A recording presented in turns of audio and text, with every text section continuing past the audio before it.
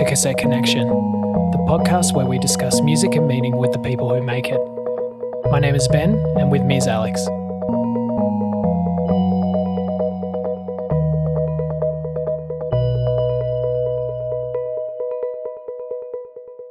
This episode, we talk to musician Dave Parker. Dave is a guitarist, composer, and producer who currently plays in the band Bloom Parade, as well as his solo project Endeavours. Under the Endeavours name, Dave has released a record titled Loomer. Dave gives us some insight into why he started the Endeavours project, an ambient project that differed from the bands he was playing with. He tells us about finding the music of Mogwai and diving into the world of post-rock. We discuss the meanings and emotions that Dave is trying to invoke through the music, as well as talking about the process of creating with gear in mind. Have a listen.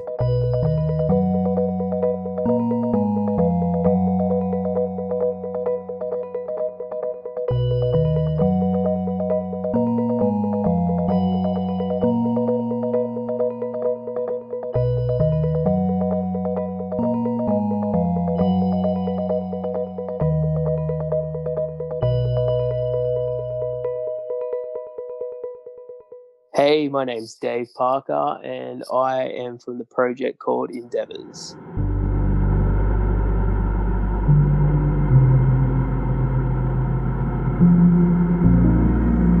I currently reside in Brisbane. I've only been here for coming up 1 year now. And yeah, so I work on a little project called Endeavours, which is, I guess, a solo ambient post-rock instrumental-esque sounding project. This is a project that's been in the works for quite a while. It actually came into fruition when I was at uni studying my music degree. So I studied a Bachelor of Music and a Bachelor of Education many, many moons ago. And I was just tinkering with just different little bass lines, and they can actually be heard on the demo that I released a couple of years ago now. The main bass line is from the track Home. And yeah, it was just something I came up with years ago, and I was like, this is cool. I kind of like this sound, and it was like my kind of deep dive into effects and pedals and playing around with that game. So yeah, I think it was just like I had like a old Boss Overdrive and a DD3, and I had this sound happening and really liked it. And I was just making up tones from there, which was cool. And then, played in a lot of bands from there to now, and still do play in a lot of bands. And it's good to have this solo project where I can do something that's a little bit different, that's all me. I also do all the recording myself as well too, and the mixing. Mastering we passed off to somebody else last time, which was great because it just added an extra little bit of light to things. And yeah, so Endeavours has been around for, God, it's probably 7-8 years now, maybe even longer, since I was first playing around with these ideas of little motifs of different things and then blending them into actual songs.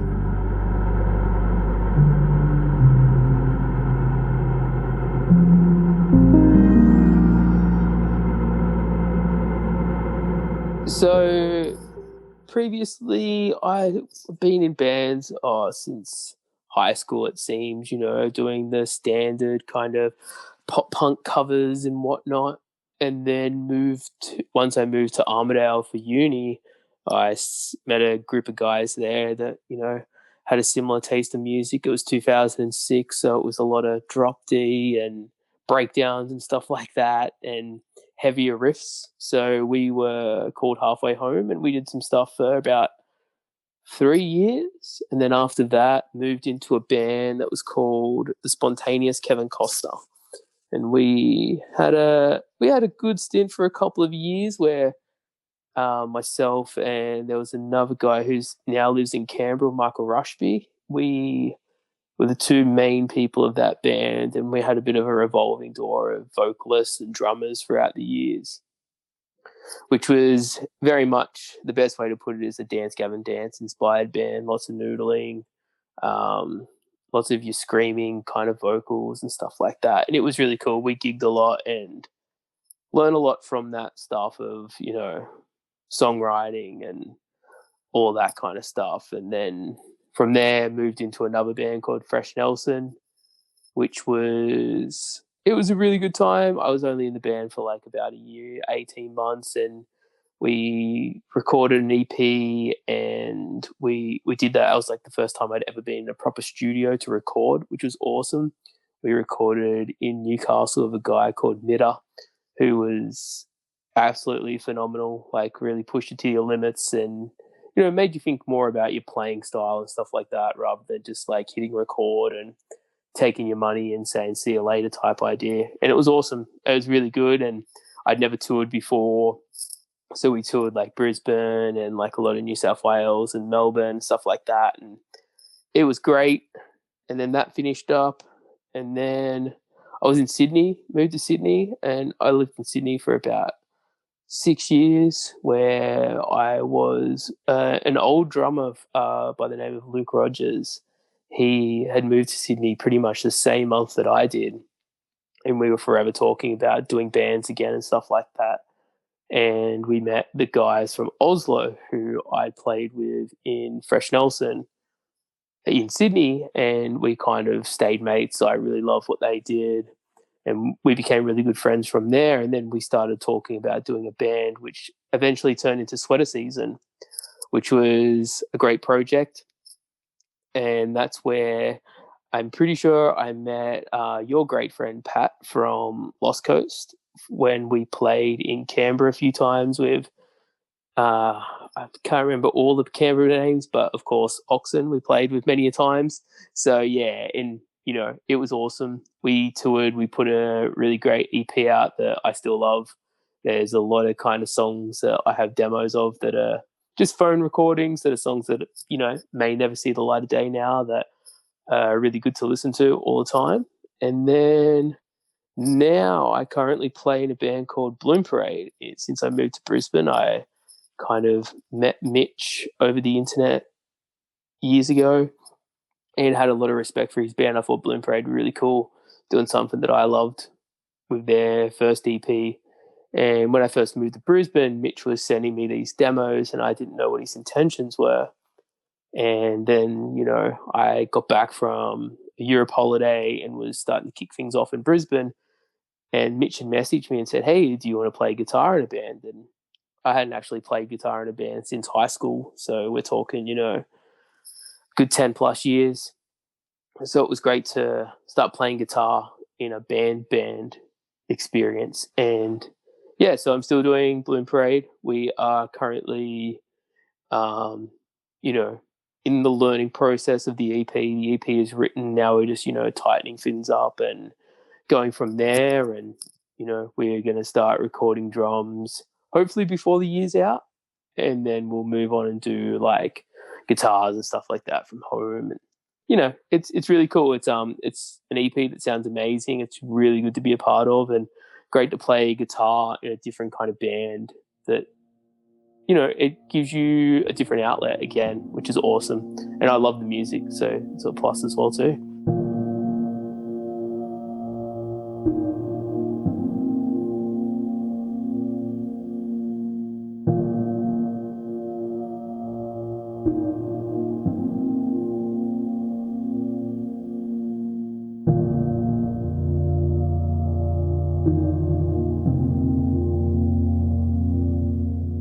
I've always had a love for ambient post-rock music. Like I remember this would have been like maybe 1999 or early 2000s. I was with a friend of mine in primary school, high school, and he showed me Mogwai. And to a guy that had just kind of listened to like Blink-182 and Green Day for a very long time, and then he gets shown Mogwai, my head exploded and I was like, I don't get it, but I love it. Like it just sounds massive. Like it just sounds like this is like cool kind of like adult music, you know. So I went from there and then started to dig back further.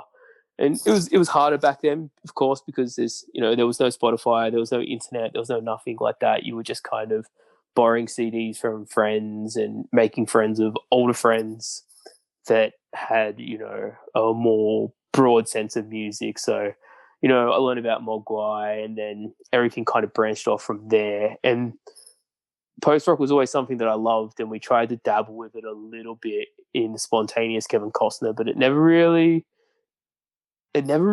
grew into anything more. It was just a very small idea that I do look back on now when I was recording with Michael and writing songs and stuff. And we even did a set years ago where it was just myself and Michael playing guitar and bass, and it was just a very ambient post rock kind of feel. And so it's always something that I've loved. Like, I love the idea of you have this music that is just, there's no vocals, there's no nothing. So you've got this emotion that's got to be conveyed within the sound. So then when learning more about guitar pedals and falling in love with like what you can do with this small little box, I was like, wow, like these small boxes of pedals, these are these things that you can create these tones and get these like different textual vibes and different, colors happening in a sense. So from there, playing around with like pedals and just exploring different ideas.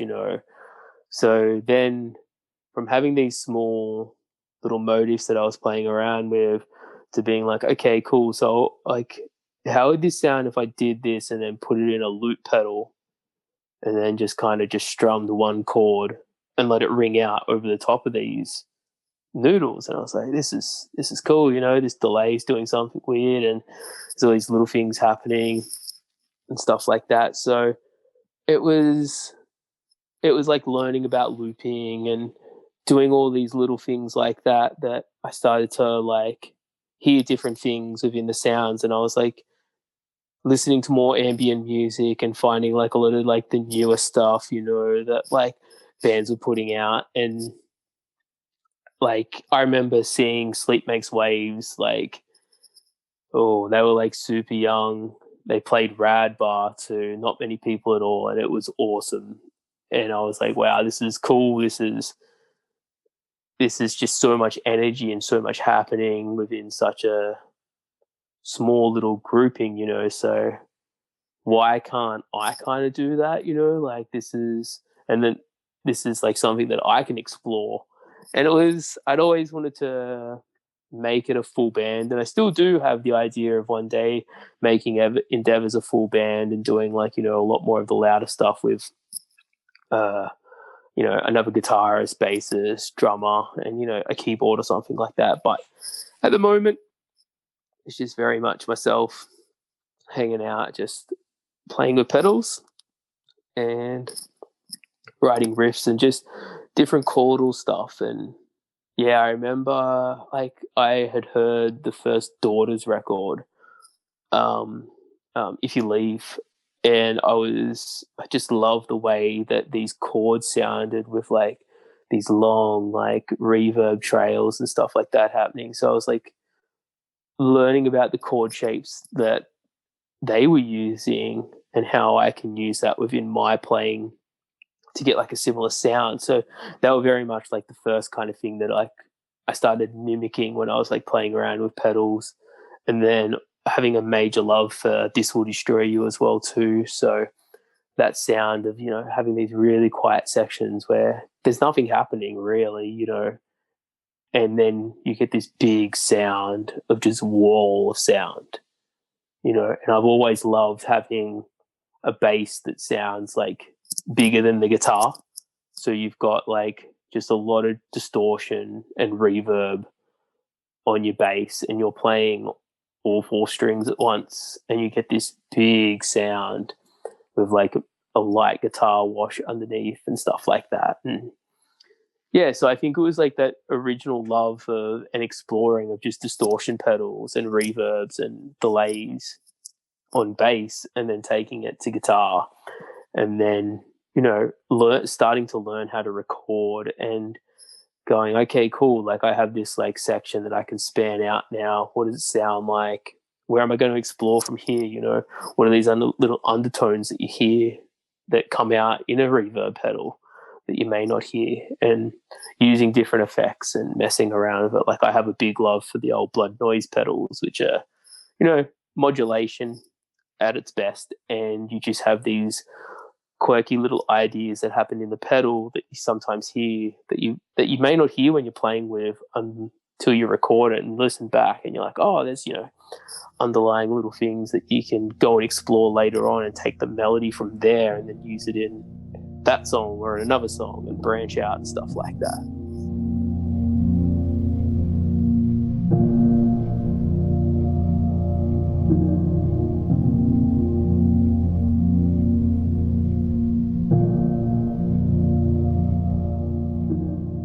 The ambient side of things has always been something that I've loved since forever, and then exploring it more in the spontaneous Kevin Costner, and then a little bit in Fresh Nelson. I remember when we were in the studio recording Fresh Nelson, and Mido was bringing up, like some of these more ambient parts do sound very much like This Will Destroy You. Like, do you guys listen to them? And I was like, yeah, like I love them. I love, and started listening more and more to like different things like that, where we had Fresh Nelson was very much that kind of like new wave of like the screaming emo-y kind of sound, and we had that kind of breakdown stuff where it wasn't really a breakdown, but it was more of quite ambient section, and we were fiddling around with like DL4s and stuff like that back then, so you're getting these kind of cool long trails and stuff like that. So it's the ever-evolving nature of that, I guess, has then moved into what I love to write now, which is, the way I'd like to describe it is loud, soft dynamics. You have these parts where they're really nice and soft and pretty, or they can be whatever you want as long as they're like quiet. And then you have these louder sections, which can be so confronting or can be such a nice way to end a song.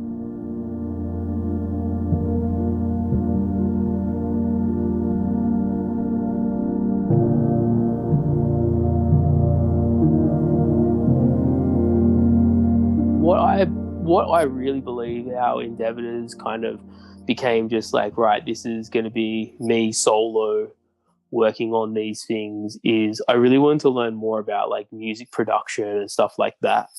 And I wanted to, like, although I studied music at university, it was more so like you're looking at like the classical side of things and stuff like that. There wasn't a lot of contemporary stuff going on, but I still had this love for like, how do you record something? What can you do, So I pretty much just invested in like a small little interface and did a lot of YouTubing, a lot of reading, stuff like that. Like a lot of late nights of just kind of like just clickbait kind of articles of like how to record this, how to record that, what to do here, what to do there, and messed around in GarageBand.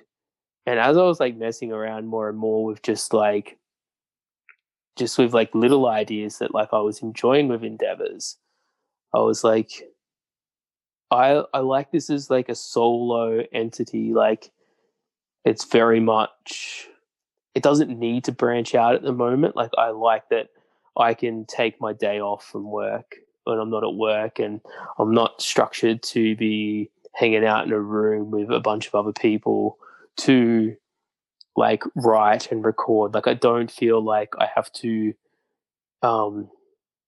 I myself don't have to have others relying on me to come to the table with things, where I can very much take my time with Endeavours. So the first 3 tracks that I put out, that was like a very big like process of just like learning the basics of GarageBand and going, you've got these nice chordal ideas that you're sitting around and playing. They're not really fitting in with Sweater Season.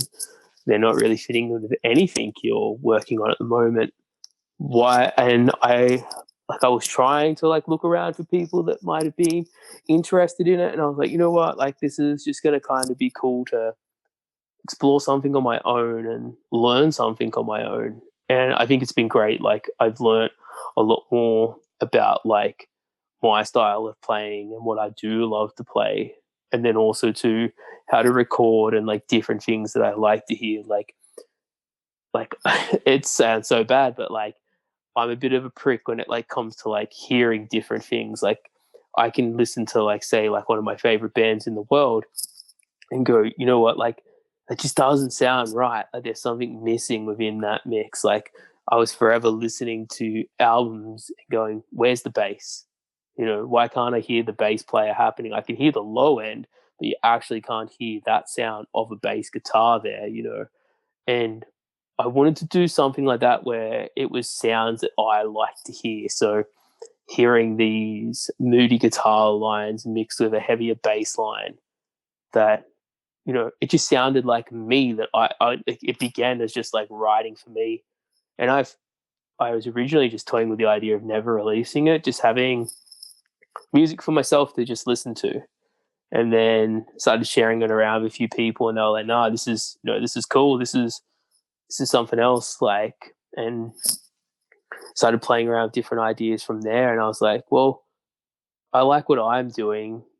Like, why not just keep going, keep doing these things and keep growing? And as it's grown now, like I've been playing more and more with different sounds, really learning a bit more about like synths and sounds, drums, kind of different plugins and stuff like that. So I have more of an array of toys to play with now that I feel like is still stepping into the same direction of where I wanted to be with Endeavours, back just playing guitar and playing bass, to where it is now and where it's evolving to now. I still do think like if I was to ever make Endeavours a full band, I would still have smaller parts that were just me, just because there's certain things that I like about that, and like having that control and just being able to work on it at your own time, like not having a deadline, not being like, oh, I've got to have like XYZ songs ready for band practice tomorrow. And oh no, these parts aren't ready, or I've got to even go to band practice. Sometimes I just like to play at home, and that's the best part. And that's nothing against ever playing in bands and stuff like that. I love playing in bands. I love going to band practice, doing the load in, the load out, and doing live shows. As much as it may seem like a chore sometimes, it's great. I love it. But just having that ability to turn on your amp, turn on your pedal board, pick up your guitar, and just start playing a couple of chords and just hearing the different things that are bouncing around in the room is just beautiful. And it's a really nice thing that I think. So yeah, I think that's why I really do like to keep it as my own. I'm very much a person that, you know, I don't really do a lot. I don't go out and party or anything like that. I'm very much a very stay-at-home dad in a sense, you know, hang out with my dog and my partner, and that's it.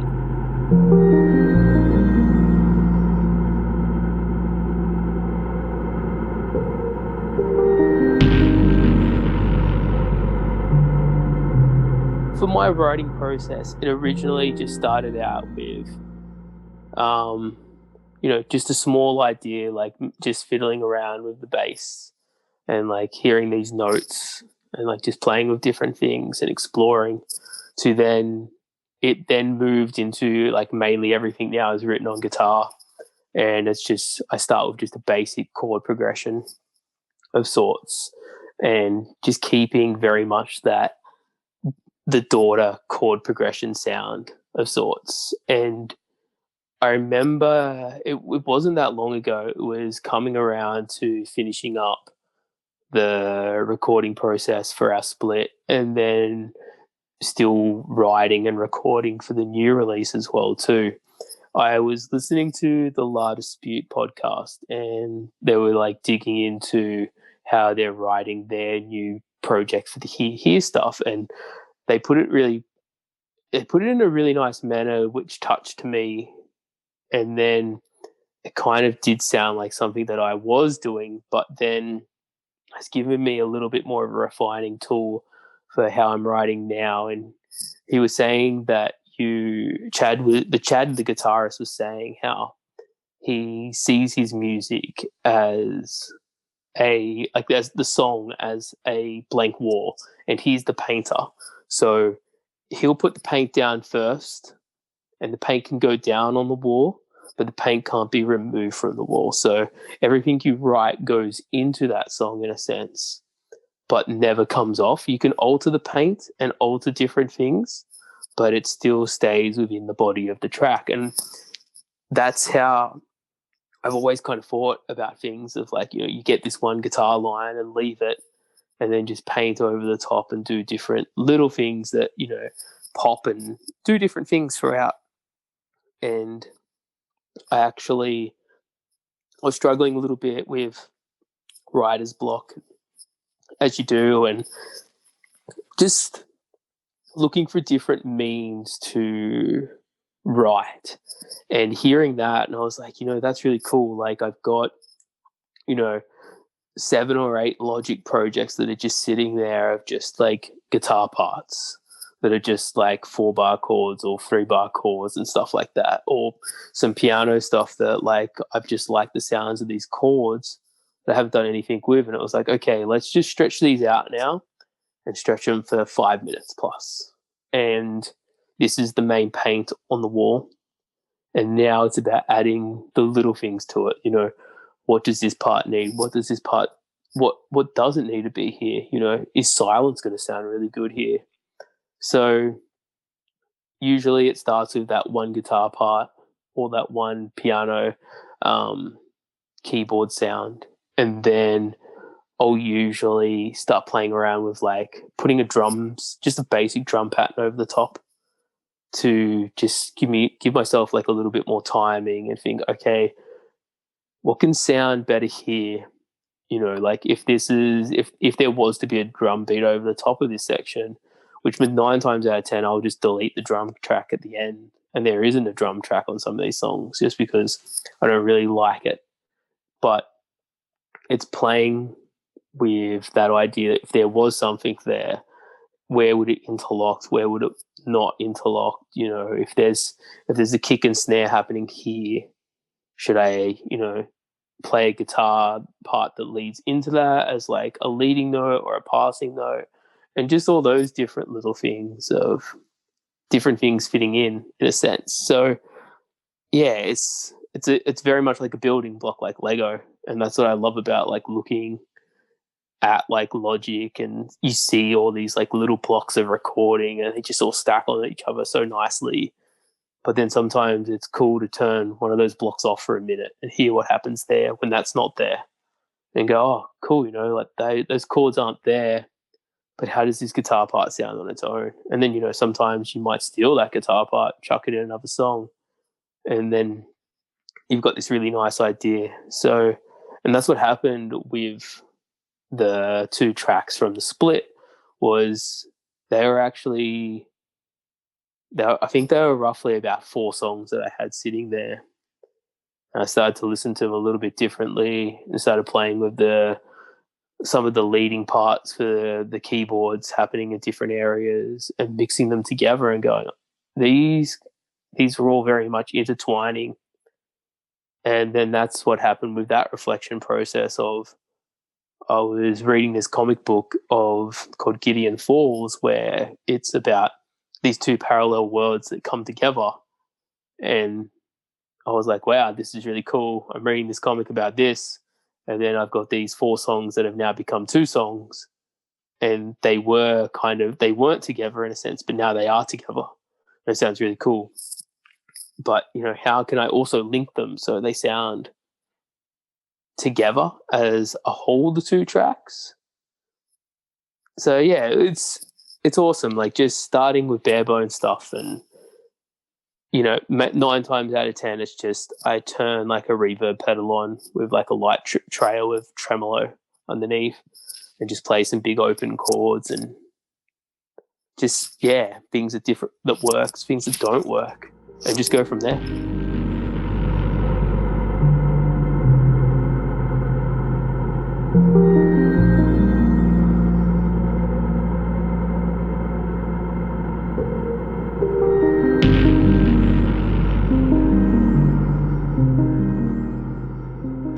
Of gear as like a writing tool. I know that, like for me personally, if I get a new piece of gear, say I get a new, chorus or something like that, or even like a new instrument, it kind of, it's half of it is like, oh, I'm just gonna, play. I want to play around on my thing, but it spurs on all this creativity and writing through it. And sometimes I think like, yeah, I'm writing with the pedal in mind, or I'm writing with kind of through the tone that I'm getting. Do you find that as well?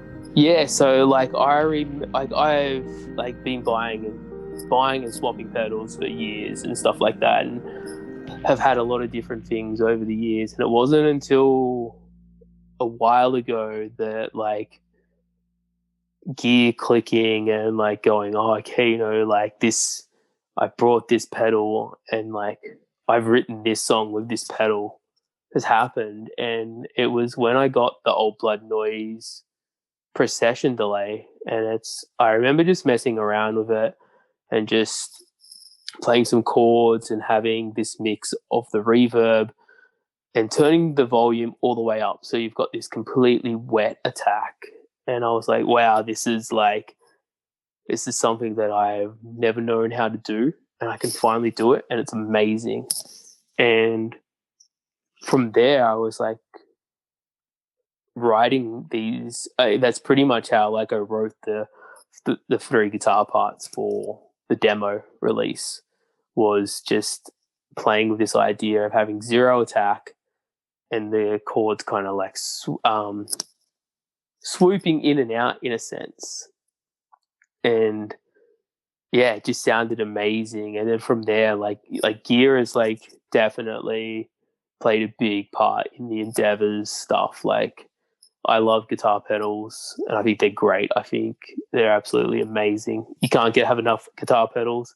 And like I've got a box of like pedals that are just sitting there that are just like, a lot of distortion pedals that, I may not use, I may never use, but like I know one day that like I'm definitely going to need that specific tone, so I'm never going to sell it. And that's that.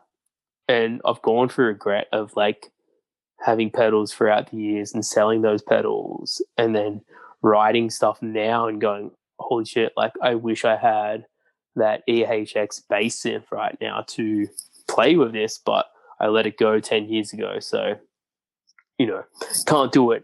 But pedals definitely help me in my writing process, whether it's like just twisting the knobs and hearing something different happening, or just even by accident too, of like you've packed your pedals away, put your pedal board away for the night, and then you've come back to it, and like your leads have kind of knocked the knobs around, and then you turn your pedal on, and like all of a sudden you've just kind of got this noise coming out of like a bit crusher.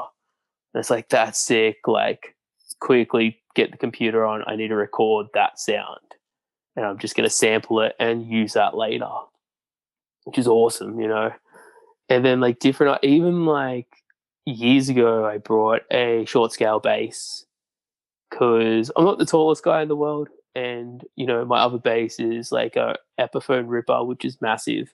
Looks like I'm playing my dad's bass. But anyway, like I've got this small bass and I love the way it feels. And like having a small bass, it's a bit easier on my hands and stuff like that. So I was like able to write like different kind of things and play these chords differently now on a smaller bass, which is great. And then just like, running that through a distortion pedal just sounds mint as well too. So gear definitely 100% plays into my writing ability. So I've been trying lately, and I talk a lot about it with like one of my friends here in Brisbane, Sam, about, turning all the pedals off and just practicing and trying to write different things.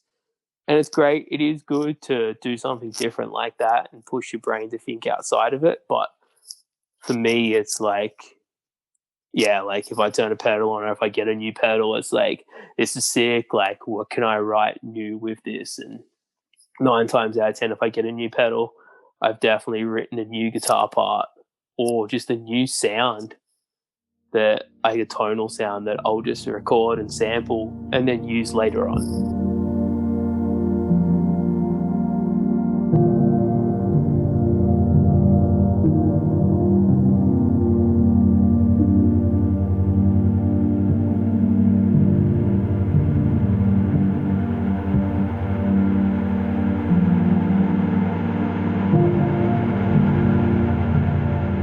recording programs are like super new to me. Like I started off with the basic GarageBand, and it was cool. And like I was talking with one of my good friends in Sydney, Sam, as well, and he was teaching me a lot of different things about like plugins and and I was like, whoa, like what's all this about? You know, like plugins, this is cool. And then Sam in Brisbane mentioned about Spitfire Audio and their products that they've got called Labs, which is like a lot of free sounding plug-in samples that you can use, and it's like blown my mind. Majority of the stuff that like I'm writing at the moment is with the Spitfire Audio free sample stuff, and they like release like free samples like every 3 or 4 weeks, and like to like really good stuff to like really weird out there stuff that like, you know, I'll probably never play around with, but I've got it sitting there because it's free and it's good. So I flog their tape piano to death. I love it. And then, you know, running that with like some extra, and then like, you know, reamping it with like my guitar pedal board. And it's like, now I've got my Space Echo running into their tape piano. And it's like, this is cool that you can use like the internet in a sense to like get this cool music happening now. Like I remember years ago when I was studying uni, it messed up with my mind that, you know, you could use a program like Finale to write on. And I was like, this is cool, you know, you've got all these like MIDI sounding instruments to play around with. And, you know, it's great programs for doing that stuff, but like now using Logic and doing those things, there's so much within the computer to use too. And I'm not opposed to any of it. I think it's great. You know, I think it's cool. There's lots of good stuff, and just learned about different quirky things out there. And I think it's awesome.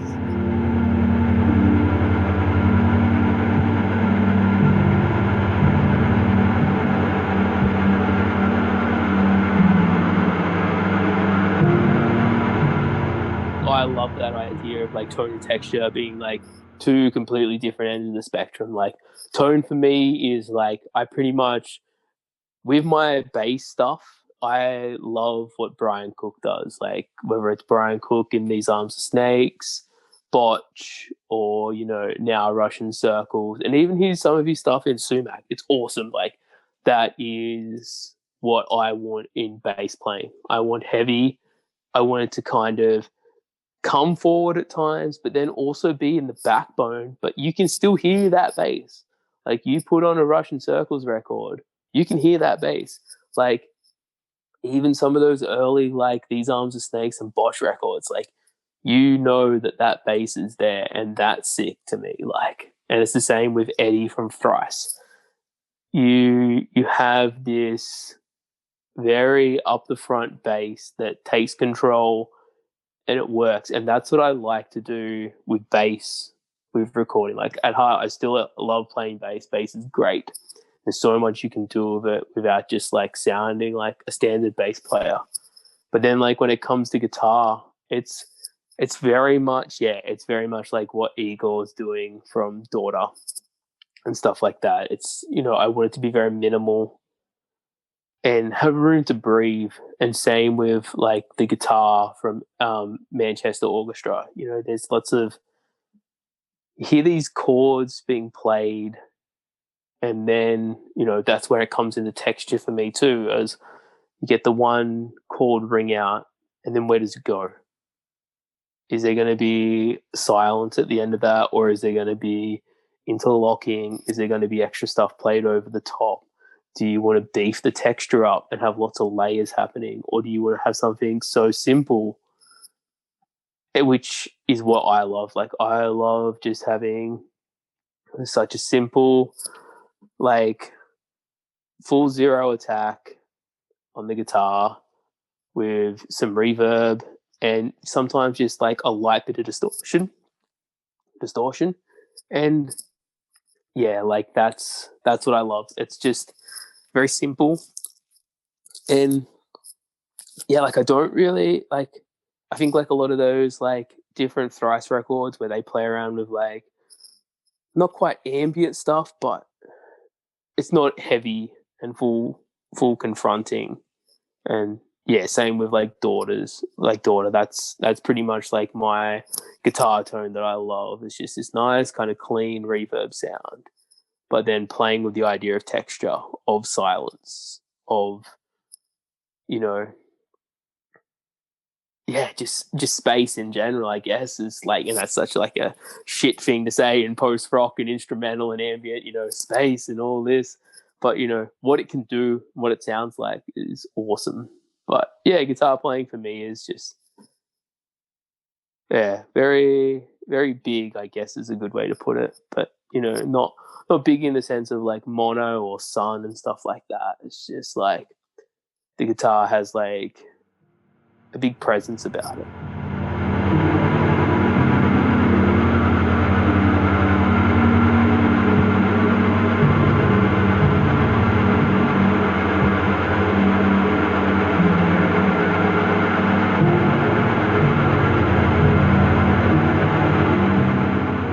One thing I wanted to talk about, and this is kind of something that comes up recurringly with people who are writing instrumental music, is kind of like what are we talking about thematically? Maybe for you with Endeavours, but like I know with the split that we did recently, you were taking inspiration from the comic that you explained earlier, but with the Loomer record and the newer work, what thematic ideas are you trying to pull from, inspiration, that kind of stuff, to the ideas that you're trying to put out there through the music? Yeah, so it's kind of like a weird one. Like I always find it weird, like when bands are like they do that whole approach of this is going to be like a very kind of like the Black Parade. It's an album that's like written about a story and stuff like that. Whereas I'll get like very inspired about like reading a comic, but I can't write it like a novel in a sense, which is weird, but I'll take ideas from it that I love. And like it's the same as like I think for me too, which is like another big like influence for my music, is like I love soundtracks and I really love like different things. Like I love the Blade Runner soundtrack. That's always blown my mind. And then like Johan Johansson was like the next person that just knocked my socks off, like watching Arrival and like hearing those different things, and without kind of knowing like what Arrival is about in a sense, but if you were to turn that record on, you kind of get a sense of what's going on and you can kind of paint a bit of a picture. And I think like for me is like, yeah, so with the first EP, it was very much this idea of like the home EP was, it was like a sense of like comfortable and being like safe. And a lot of those songs were written just before or while I was in Armidale for uni or leaving Armidale. A lot of those ideas came from there. And then I never went back to like writing again for quite some time, about 2-3 years it was, until I started doing more of the Endeavour stuff. And then, yeah, so with the last EP, that was like these four ideas and like reading the comic, and I was like, this is cool. This is something like interlocking. And I was out walking and like I don't have a license or anything, so I walk everywhere and I listen to music like nonstop. Like my headphones are on all the time. I'm either listening to podcasts or listening to music or just different things or just like samples that I've recorded, and like I'll just listen to them and listen to them at different volumes and hear like different things of like whether I'm like, traffic's going on and stuff like that. It's weird. I don't know why I do it, but it just sounds good. And you start to hear these different things and convey these different emotions from these samples. So with the main track, Loomer, from the record Loomer, we had just finished watching The Shape of Water. And to me, what the reason why Loomer is called Loomer is very much it sums up Endeavours. It's a record that's someone that they don't really interact with a lot of people.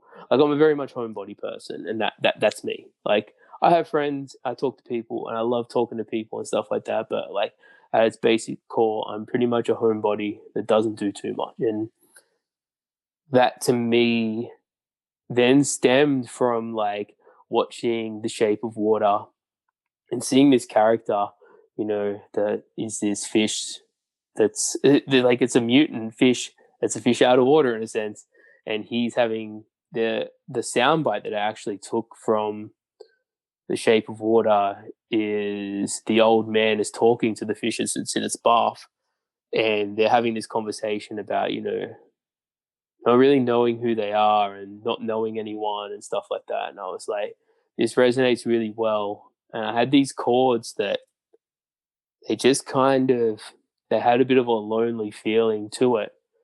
And then I watched the movie, and that scene just like stuck in my head over and over. And I was like, I don't know why, but Loomer just came to me. I don't even know if it's a real word in a sense. Sometimes when I type it in, I get like the red squiggly thing saying it's not a real word, but I like it. It sounds cool. To me, it sounds alone.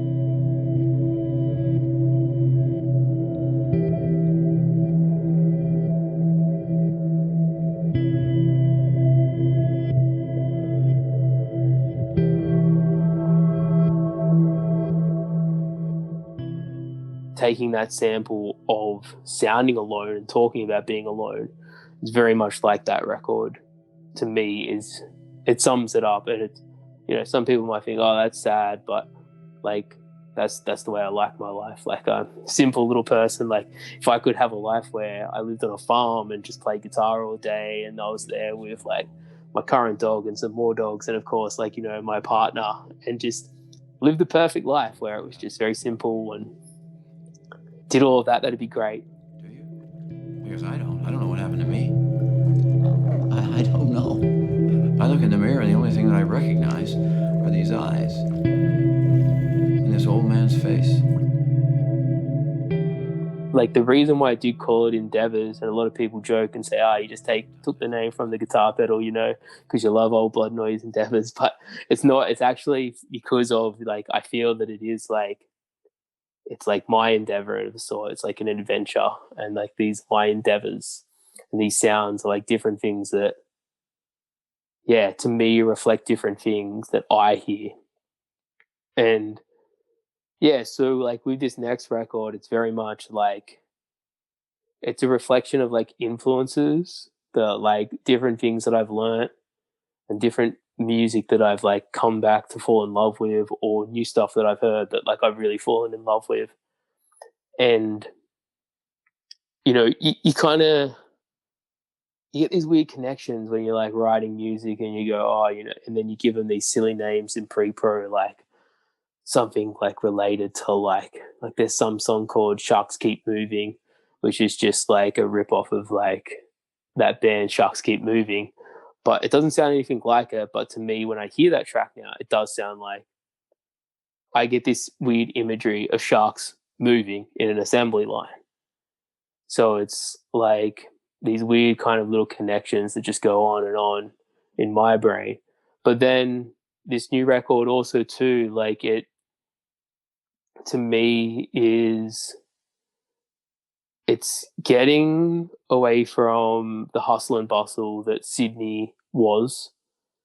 And then we moved, and then like it was always planned out. We were to move on the Friday, and then Monday afternoon we left for Europe for 3 months, and we had the best holiday ever. It was so sensational. But me and my partner Charlie, we always talk about different times in the holiday of when you first felt relaxed and where your mind was able to like settle in. And to me, that was when we got to Bergen, and it was just so chill, it was so beautiful, kind of lived up to the expectation that you thought it was.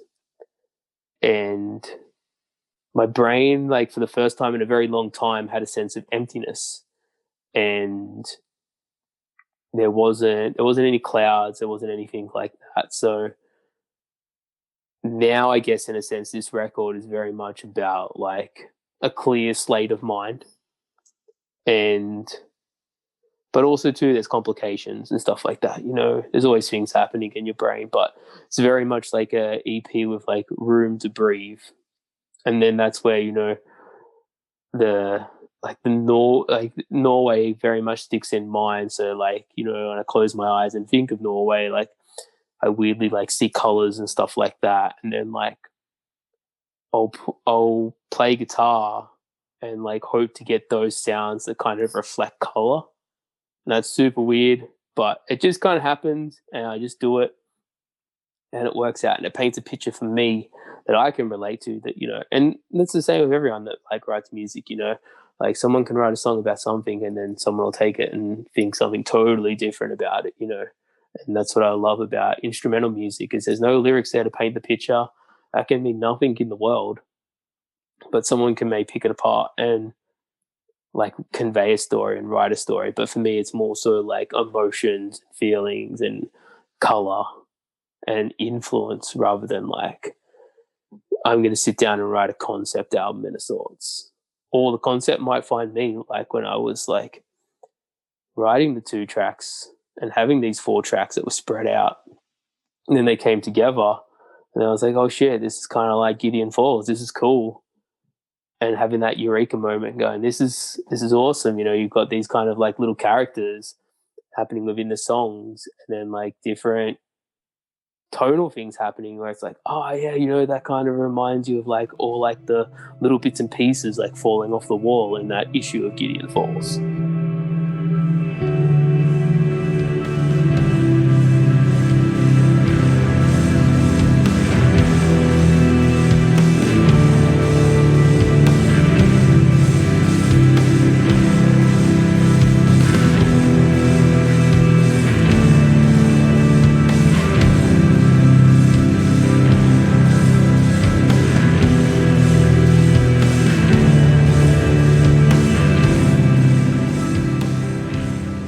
Post-rock is so weird.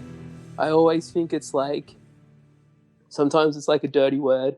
Like it's like an elitist type thing. And I remember like, it was a little while ago now, like joining like a group on Facebook just to like share like my Endeavours stuff around. It was like a post-rock group. And like seeing these posts, and it's like, it's breaking down whether like Godspeed is the best thing since sliced bread or not, and why.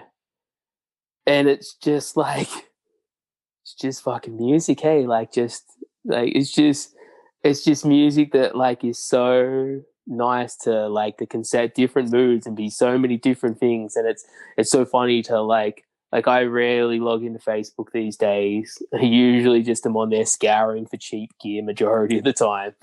But like seeing these different posts in there, and then they would like post a band and they go, is this post rock? And it's like, who cares? Like it's like post rock, like what does it even mean? Like God, I don't know. And it's such a weird thing. But what I do like is there is more bands of that kind of quote quote post rock sound starting to come out more. There is bands from the States that are doing a lot of great things. And there's bands within Australia now that are like not following suit, and that's what I love about it. Like no one's really like setting out to be the next. I'm going to play exactly like that, and that's how we're going to sound. Like, and this is like a thing of like I remember hearing Lost Coast for the first time and being like, this is rad. This is their own thing. Because sometimes when you hear stuff from like Australia, it's like, oh yeah, like that's a really cool band, but like they're just trying to sound exactly like this band from the States that was like hot 6 months ago, which is good and all, and it's great to take influences. I'm the first person that steals any idea for myself and play around with it until it becomes my own and I can do cool things with it. But yeah, I think now there's there's new stuff that is coming out about in that realm, but then there's like also just more stuff that's just happened. Like music's awesome at the moment. Like you know, there's never a dull period where you think, oh, you know, like, man, there's not any good music out at the moment. Like, it is a flood of market of like, whether it's, you know, someone that's just writing something that sounds cool, or, you know, something that's sounding fresh, or something that's like, you know, reminding you of like pure nostalgia. Like, music's great. And that's what I love about post rock as well too, is like, it can sound like a Mogwai ripoff band, or it can sound like, you know, Godspeed, but 9 times out of 10, like, it's gonna sound fresh and new.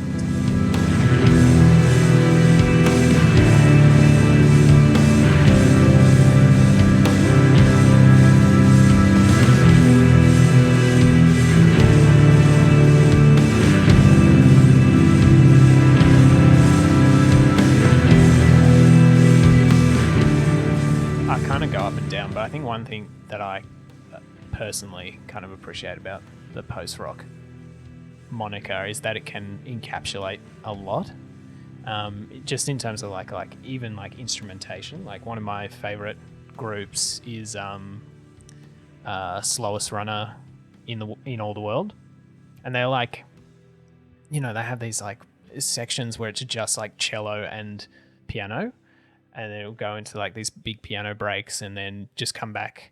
But they're also mixing like, you know, tape electronics and stuff like that. When I clued onto that, I was like, oh my God, like you can put that in a rock setting? That's allowed? And yeah, that's what's so good about it, is like, there's no defining thing of like, oh, you've played that, get out, you're not in the group anymore type idea. There's a very like wide broadening spectrum of where a lot of things can fit into it. Yeah. And yeah, if it conveys a certain emotion and pushes a certain thing, then, you know, that's great. That's awesome. That's what music should do.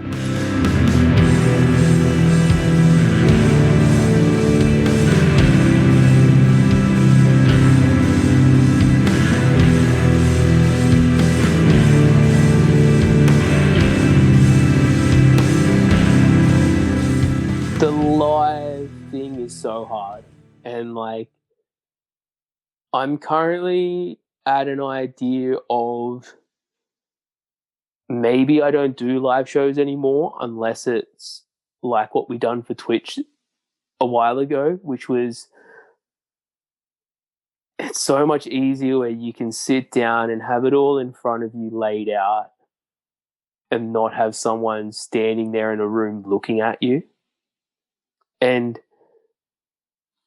the one thing that I forever hate with live music is you're not in control. You can have, you know, the best sound guy in front of you. You can do this, you can do that, but like 9 times out of 10, like, something can go wrong, and it's pure stress of like, what happens if I bump this guitar pedal wrong? What happens if I play this wrong? Like, you know, and that's even like within a live setting of like playing in a band, and then you take all that away, and then it's just you, and that's it. And when I did that first set, the first Endeavours set, which was with you in Sydney, which was, I was like stressing. I was like, I don't know, what am I going to do? You know, weeks out. Like, I've never even thought about this. And I'm like digging through forums and like, you know, how do I play live? And looking at, I was like looking at the person, he does the project called Emulets. And, you know, he's very much got the guitar pedals, the pedal board. And then he's got like his suitcase of like more pedals and a tape looper. And I was like, maybe that's what I can do, is have like my suitcase full of things, which is, you know, I can upload some stuff and have it on my iPad as like a backing track in a sense. And then I remember I was running stuff off my phone as well too, through a mixer, and then using a loop pedal. And then I remember like 2 days before the actual show, I brought like this other little loop pedal that I thought, okay, I can set samples up on that. This will work perfectly fine. This is awesome. And it just didn't work. And I was like, oh no, like, I'm 2 days out. What do I do? Like, can't pull out of this show. What am I going to do? And I think it was definitely a really good learning curve of what to do and what not to do. And, you know, being more prepared and stuff like that. You can never be too prepared to play a live show. And then I hadn't played another live show until early this year in Brisbane. I played with some friends from Sydney and Wicked Sisters and a few other bands from up here. And, you know, it's stripped down. You're there. People are just kind of standing there staring at you, and all they can hear is like your guitar. And next minute you've got like amp issues. And it's like the sound guy's looking at you and it's like, well, it's not my amp, man. This is your amp. Like, what are we doing here? You know, so I'm stopping the set, looking at this amp, looking at the guitar, trying to fiddle with things. And I knew everything was fine on my end, like for my pedals and, you know, my little gadgets that I've got sitting there to like run into like my little mixer to make stuff. So I was like, it's not me. It's got to be the amp. And it was the amp, unfortunately. So we changed the amp and then we started the set again. And it worked out well to an extent. But, you know, it's still those little things that is so hard to break away from like playing a live show with a band to playing by yourself. Is, you know, the biggest thing for me is timing and, you know, trying to play with a click track on your own and stuff like that compared to playing with a drummer that's there. But then the beauty of doing Twitch live set is no one's in the room with you. You can set up everything and you can have it, you can be sitting down and just get it all organized. And the way I kind of thought about it is the camera's not there, anything's not there. This is just me just running through like my small set that like of new and old stuff and just kind of going from there and thinking about it as if like I'm just having like a playthrough of songs.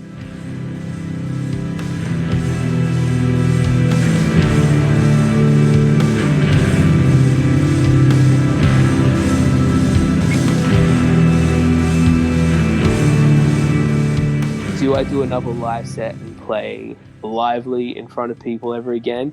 Maybe not, no. But doing a live set streaming from your room is awesome. I loved it. I thought it was great. I was like, this is cool. Makes life so much easier. There's less stress. There's no load in. There's no load out. You're not carrying gear anywhere. You know, you just got to like set it up nicely in your house and go from there. And, you know, hopefully like the dog doesn't bark during the middle of this or someone knocks on the door. And it was great. It was a lot less stress and, you know, having it played out in your mind can work out perfectly sometimes, and sometimes it just can't. And, you know, to me, I thought the set ran really well. I was really stoked with it, with how I laid it all out visually in my mind and on the piece of paper, and then it came out really well. And just trying not to push too much in it and like just remembering, you know, okay, like did the backing track really work having a drum track there when you played that first set? Maybe, maybe not. Who knows? I didn't really love it, and like I felt out of time for a second. No one else probably knows what's going on, but then you start to stress and get anxiety over it. So, you know, maybe leave that and just have guitar.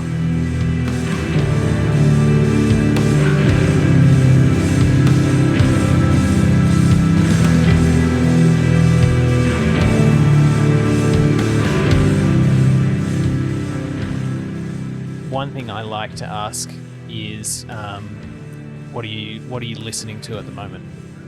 Oh, that's a really good question. What's been on repeat? There is a band in the States called Coastlands, and they've released like 3 tracks from their EP. That's their album that's coming out soon, and it's awesome. It's like post rock in a sense. It's pretty heavy. And I'm pretty sure Kurt from Converge produced it all and like helped out with like a lot of it. So it's got this kind of like cool, gritty stuff. But what's really cool about them is they also have like a set of EPs in a sense that like is it's very much like the softer side of post rock, and yeah, it's really cool. So I'm really looking forward to that album coming out soon. And then like other stuff that I'm listening at the moment, I'm really flogging that new COVID record, Technicolor. I think Yvette Young is just so good at guitar. She is amazing and just plays with pedals like really, really well. Like absolutely phenomenal. I've also been in like a big binge of Minus the Bear again. I go through these phases where it's like, cool, that's all like I'll probably listen to this week is just every Minus the Bear record for so long. And it's awesome. Like they're just phenomenal. And then like other new stuff, the new O Brother record is really great. You and I, they like stem on that kind of like thrice-esque sound, but it's very earthy and there's a lot of stuff happening. And they worked with Andy and Rob, I think it is, from Manchester Orchestra, and it just sounds phenomenal. Like it sounds a bit like a Manchester Orchestra record, but heavier. And yeah, it's really, really cool. And yeah, other than that, not a heap at the moment. That's kind of like my circle of, you know, Coastlands, Technicolor from COVID, Oh Brother, and yeah, Minus the Bear at the moment. And then, you know, listening to the new Endeavours stuff and listening to the new Bloom Parade stuff just to keep that stuff fresh in your mind and different ideas that you can bounce around and play with.